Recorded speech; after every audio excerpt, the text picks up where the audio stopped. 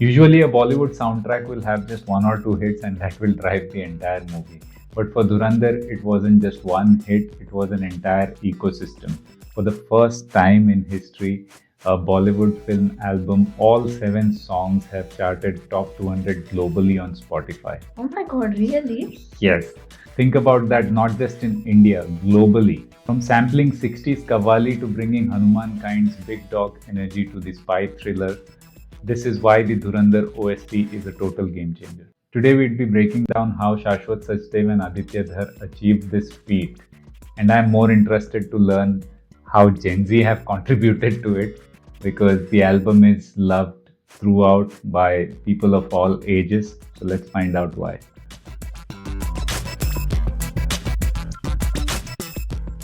Papa, what have you been tired of seeing in Hindi film music? One thing that I've been really tired of are the lazy remakes where everybody just takes some 90s classic and spins a 4-beat groove on it, the same kind of groove, and it's like, that there's no creativity to it.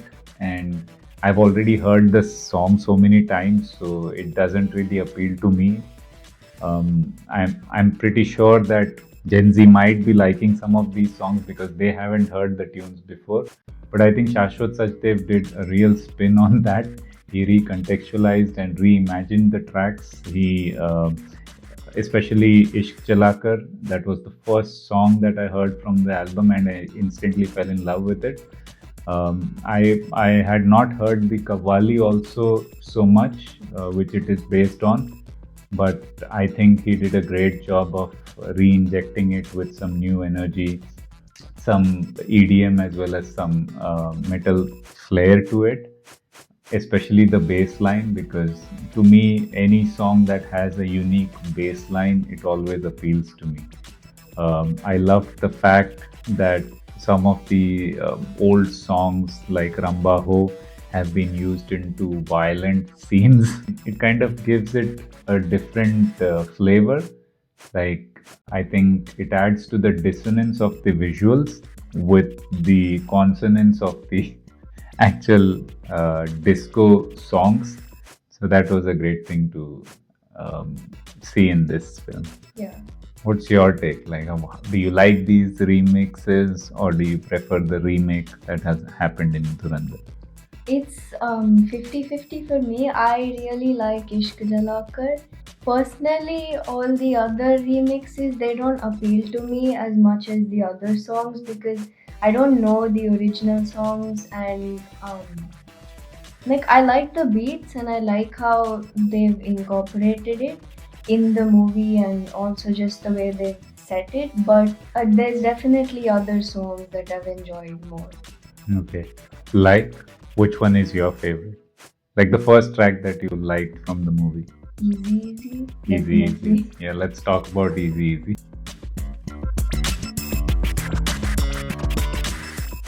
So for years, Bollywood has been using rap as a gimmick in songs. They'll just put it somewhere in the middle. There'll be no significance of the rap part to the song. It will not add anything. It will not contribute anything.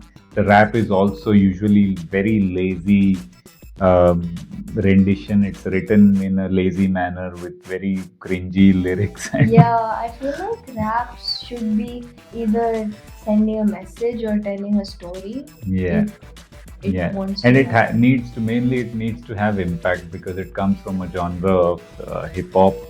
So when you integrate that into a pop song, a movie song, it needs to um, be able to transcend that song from being just a pop song to using the hip hop genre and make it more rebellious. Yeah. Yes. Yes. Yeah, Definitely. I know Gen Z would love the rebellious side of things. So very smartly, Shashwat Sachdev and the director, they instead of going for big names from the Hindi film industry, they went with rappers like Hanumankind and Reble, who are now globally known. And it was amazing to hear the fluidity in the song with the rap section as well, and the global crossover appeal that it added to the song, especially Easy Easy.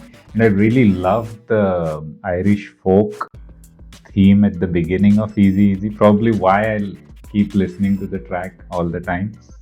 And I like the build up of it when they say whether you're ready or not. Yeah, I love that part. I always wait for that part when I'm listening to Easy Easy.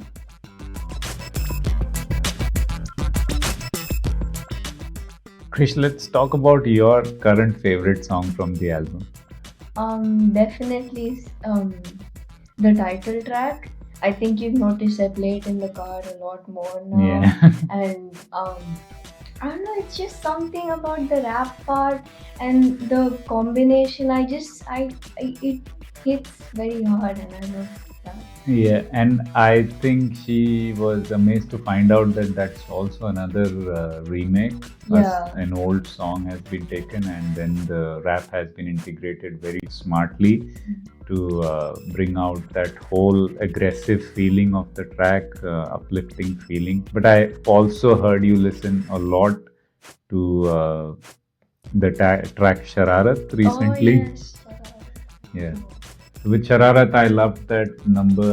I mean, usually if it's an item song in Hindi films, it doesn't have a character musically.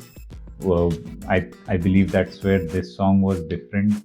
There was a lot going on musically in the track, right from the beginning, using some of those 80s disco kind of instruments, but starting with a very good alap like phrase which has been sung beautifully by the singer, and then moving into the energetic dance number that it is.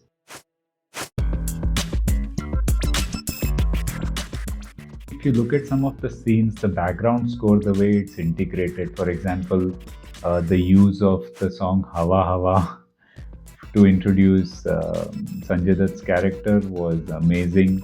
In the highway scenes, you will see that some places there is absolutely no score, and that adds to the visuals, because by stripping away the score, we are forced to feel the isolation of a spy. So, we feel like even if he dies there's not going to be any anthem or anything celebrating his bravery. It's just going to be silence. That's a great aspect, by the way. Also, the integration of tracks like Run Down the City with the famous Piya Tu Ab To Aaja. I believe they hit a home run by having Saregama as the music label, so they could easily use these already popular tunes. So these tunes appeal to the adult audiences, and I believe the youthful energy that Shashwat Sachdev has brought to the tracks has attracted all the young audiences as well. And probably that is why the album became such a runaway hit.